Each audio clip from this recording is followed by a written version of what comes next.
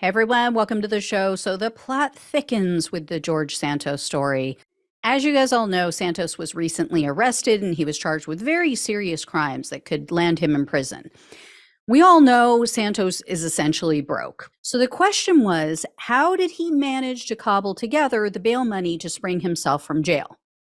Well, now it's being reported that three people sponsored Santos for his $500,000 bail, but the judge held a private hearing because these people wanted to remain anonymous.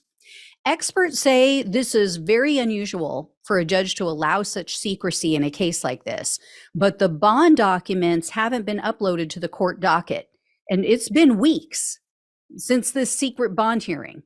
So an attorney for the New York Times filed a letter with the court, and they're questioning where these documents are. And she wrote, quote, "The public interest in openness is particularly strong in this case.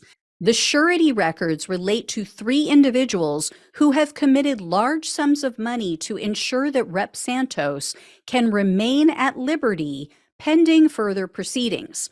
This presents an obvious opportunity for political influence given Rep. Santos' elected position and his dependence on these suretors."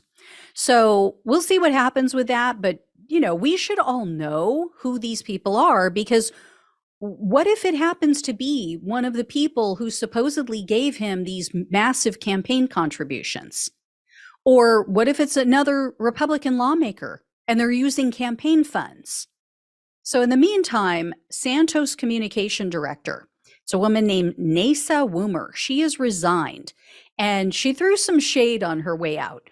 Woomer's resignation letter said, in part, quote, "With respect for my colleagues, the people of New York, and most importantly myself, I am honored to tender my resignation." And then to Santos directly, Woomer wrote, quote, "Unfortunately, you never took 1 point of professional advice given." On top of all that, there's now this huge drama, or there was at least, surrounding his campaign treasurer. You guys might remember Santos' original treasurer, a woman named Nancy Marks. She quit in the midst of all of the public scrutiny over these seemingly false deposits and payments. You guys might also remember Santos then listed a man named Thomas Datweiler. He said that was her replacement. But then Datweiler told news outlets, "Nope, not me. I have nothing to do with the Santos campaign." And then he said, "Oh, my signature is on these documents. It seems like somebody may have forged it." Well, then Santos named somebody named Andrew Olson as his new campaign treasurer.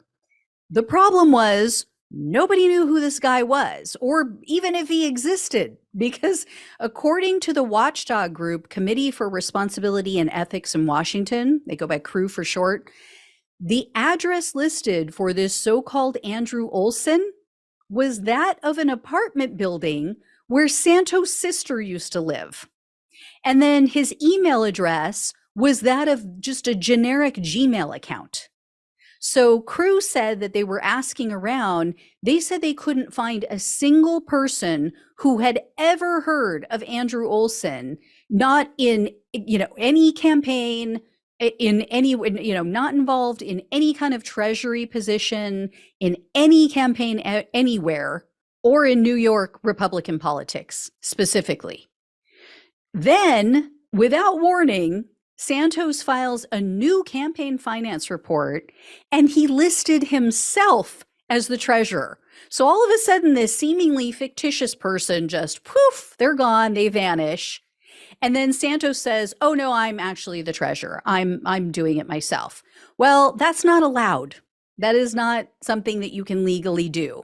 So Santos couldn't legally accept or pay out any campaign money without a treasurer, someone who isn't him, right? So one day after that filing was made public, Santos then listed another man as his campaign treasurer, Jason Bowles, Boles. Bowles appears to be a real boy. I mean, at least that's one good thing. Unsurprisingly, though, he works also as a treasurer for Miss Gazpacho police lady, Marjorie Taylor Greene. Now, word is That Santos doesn't have much to report, though. Like, it doesn't really matter at this point, it seems, like if he has a campaign treasurer, because donations have just dried up. Like, he's just done. Like, nobody's donating to him. Doesn't seem like anyone cares to throw money into a pit and set it on fire. So, womp womp and thoughts and prayers. All right, guys. If I hear any more about this, I will let you know, or anything else Santos related. Thank you so much for watching and listening. Please like this video, share it with everyone you know. Please subscribe. It really helps the channel. It helps to keep the algorithm moving. They really, really did a number on me last week by pulling me for 7 days. And if you can donate, that also is a huge help. They really, really hurt me in that area as well. So appreciate it. Love you all. Take care, and I'll talk with you soon.